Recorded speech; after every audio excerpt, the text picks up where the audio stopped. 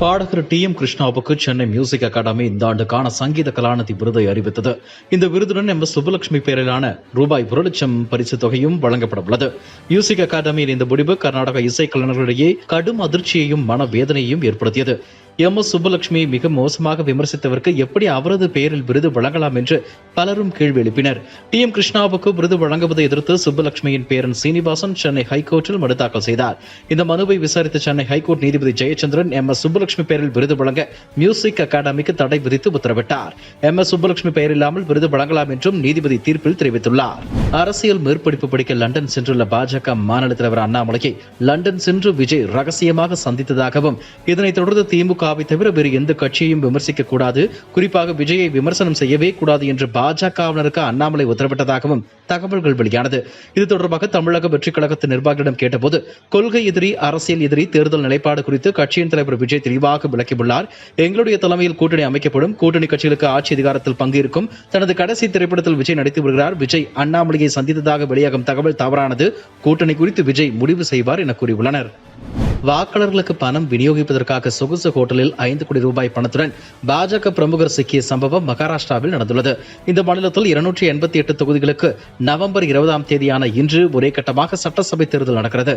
பாஜகவின் ஏக்நாத் ஷிண்டே சிவசேனா தலைமையில் மகாயுதி கூட்டணியை எதிர்த்து காங்கிரஸ், சிவசேனா, உத்தவ் பிரிவு, தேசியவாத காங்கிரஸ், சரத் சந்திர பவார் பிரிவு அடங்கிய மகா விகாஸ் அகாதி கூட்டணி களத்தில் உள்ளது.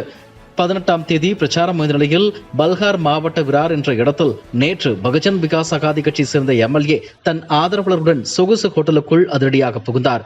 அப்போது ஹோட்டல் அறையில் பாஜக முன்னாள் அமைச்சர் வினோத் தவாடே மற்றும் பாஜக எம்எல்ஏ ராஜன் நாயக் ஆகியோர் கட்டுக்கட்டாக பணத்துடன் வாக்காளர்களுக்கு விநியோகம் செய்து கொண்டிருந்தனர். அவரிடம் இருந்த பணத்தை பறிமுதல் செய்து வீடியோ எடுக்கும் செய்தியிடம் காண்பித்தனர். பணத்துடன் கையும் களவுமாக வினோத் தவாடே சிக்கியதால் அவரிடம் வாக்குவாதம் செய்து சமாளித்தார். தகவல் அறிந்த போலீசார் பகுஜன் விகாஸ் அகாதி கட்சி தொண்டர்களை அங்கிருந்து வெளியேற்றினர். இதன் வீடியோ பதிவை சமூக வலைதளங்களில் காங்கிரஸ் பதிவேற்றியது. வினோத் தவாயிடமிருந்து மொத்தம் 5 கோடி ரூபாய் ரொக்கப்பணம் கைப்பற்றப்பட்டதாக தகவல் வெளியாகியுள்ளது. கூட்டணி வைக்க வருகிறவர்கள் 20 சீட் வேண்டும், 50 கோடி ரூபாய் ரொக்கமாக கொடுங்கள், 100 கோடி ரூபாய் கொடுங்கள் என கேட்கின்றனர் என அதிமுக பொருளாளர் திண்டுக்கல் சீனிவாசன் கூறியுள்ளார். திருச்சியில் நடந்த கூட்டத்தில் அவர் பேசும்போது கூட்டணியை நான் பார்த்துக் கொள்கிறேன் என பழனிசாமி கூறிவிட்டார். யார் வந்தாலும் சும்மாவா வருகிறார்கள்? 20 சீட் வேண்டும், 50 கோடி ரூபாய் ரொக்கமாக கொடுங்கள், 100 கோடி ரூபாய் கொடுங்கள் என்று கேட்கிறார்கள். நெல்லரிசி விற்பனை மாதிரி பேசுகிறார்கள். எங்கே போவது? அதிமுக மார்க்கெட் போய்கொண்டுள்ளது. பழனிசாமி பற்றி தான் மக்கள் பேசுகிறார் என ஒரு கட்சித் தலைவர் சொல்கிறார். ஏன் கொஞ்சம் ரூபாயை குறைத்துக் கொண்டால் என்னவென்றால் இதை வைத்துதான் பிசினஸ் நடத்துகிறோம் என்றார். இப்படி ஓடிக்கொண்டுள்ளது எங்கள் கூட்டணி கணக்கு. இந்த கொடுமையில் பழனிசாமி மாட்டிக்கொண்டுள்ளார். அந்த ரணத்தோடு பேசிக் கொண்டுள்ளார். நல்ல செய்தி வரும் என திண்டுக்கல் சீனிவாசன் பேசினார். தமிழக வெற்றிக் கழகம் என்ற கட்சியை தொடங்கியுள்ள நடிகர் விஜய் விழுப்புரத்தில் பிரம்மாண்ட மாநாட்டை நடத்தி காட்டினார். லட்சக்கணக்கானோர் கலந்து கொண்டு மற்ற அரசியல் கட்சிகளை மிரள வைத்தனர். அரசியல் கட்சி மாநாடு, 2026ஆம் ஆண்டு தேர்தல் களம், யாருடன் கூட்டணி என நடிகர் விஜயின் தொடர் அறிவிப்புகள் தாவேகா தொண்டர்களை உற்சாகப்படுத்தியது. தமிழகம் முழுவதும் ஆக்டிவ் அரசியல் என்ற ஸ்டைலை நோக்கி தொண்டர்களும் நடிகர் விஜயின் ஆதரவாளர்களும் நகர ஆரம்பித்து விட்டதாக பேச்சுக்கள் எழுந்து வருகின்றன.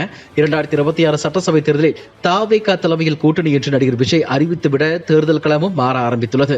இந்த நிலையில் விழுப்புரம் மாநாட்டிற்கு சென்று வந்தவர்கள் யார் என்ற விவரங்களை சேகரிக்கும் பணியில் உளவுத்துறை இறங்கியுள்ளதாக தெரிகிறது. கூட்டத்துக்கு வந்தவர்கள் யார் யார், மற்ற கட்சிகளில் இருந்தாலும் நடிகர் விஜய் ரசிகராக இருப்பவர்கள் எத்தனை பேர் கலந்து கொண்டனர் என்ற விவரங்களை மாவட்ட நிர்வாகிகளிடம் உளவுத்துறை கேட்டு வருவதாக கூறப்படுகிறது. இது தவிர கலந்து கொண்டவர்களில் எந்த வயதுடையோர் அதிகம், அவர்களுக்கு ஓட்டுரிமை இருக்கிறதா, மகளிர் அதிகம் பேர் கலந்து கொண்டனரா, தாய்மார்கள் ஆதரவு யாருக்கு என்ற கூடுதல் விவரங்களையும் சேகரிக்க தொடங்கியிருப்பதாக தகவல்கள் தெரிவிக்கின்றன. தாவேகா நிர்வாகிகள் பலரிடமும் மேற்கண்ட தகவலை திரட்டி வருவதாக தகவல்கள் வெளியாகியுள்ளது. பிரதமர் மோடி மணிப்பூர் செல்ல வேண்டும் என்று காங்கிரஸ் மூத்த தலைவர் ப. சிதம்பரம் வலியுறுத்தியுள்ளார். அவரது அறிக்கையில் மணிப்பூரில் மேலும் 5000 வீரர்களை குவிப்பது அம்மாநில பிரச்சனைக்கு தீர்வு காணும் வழியல்ல. முதலமைச்சர் பைரேன் சிங் தான் பிரச்சனைக்கு காரணம் என்பதை ஒப்புக்கொண்டு அவரை பதவி நீக்கம் செய்வதே அறிவார்ந்த செயல்.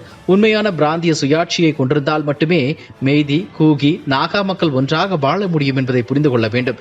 எனவே பிரதமர் தமது பிடிவாதத்தை கைவிட்டு மணிப்பூர் சென்று மக்களிடம் பேசி அவர்களின் குறைகள், விருப்பங்களை கேட்க வேண்டும். இதுவே சிறந்த அரசியல் பண்பாக இருக்கும் என்று ப. சிதம்பரம் தமது பதிவில் கூறியுள்ளார்.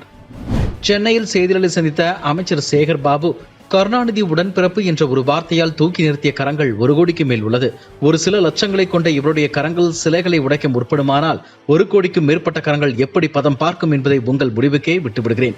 எப்படிப்பட்ட பகை வந்தாலும் அதை தோற்கடிக்கின்ற வல்லமை பொருந்திய படைதான் திராவிட மாடல் படை. நாங்கள் சமத்துவம் சமாதானம் பேசுவதால் நாங்கள் கோழைகள் என்று நினைத்து விடாதீர்கள். எங்களுக்குள்ளும் வீரம் இருக்கிறது. சீமான் வாய்ச்சொல்லில் வீரர் என்பது அனைவருக்கும் தெரியும். சீண்டல் என்பது வார்த்தையில் இருக்கக்கூடாது, பல பிரயோகம் இருக்க வேண்டும்.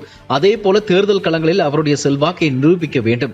இதை தவிர்த்துவிட்டு வாய்க்கு வந்ததை பேசிவிட்டு போனால் எந்த பலனும் கிடையாது என்று அமைச்சர் சேகர் பாபு கூறினார். இதுபோன்ற செய்திகளை மேலும் தெரிந்து கொள்ள எங்களது யூடியூப், Facebook மற்றும் Twitter ஆப்களை சப்ஸ்கிரைப் செய்யவும்.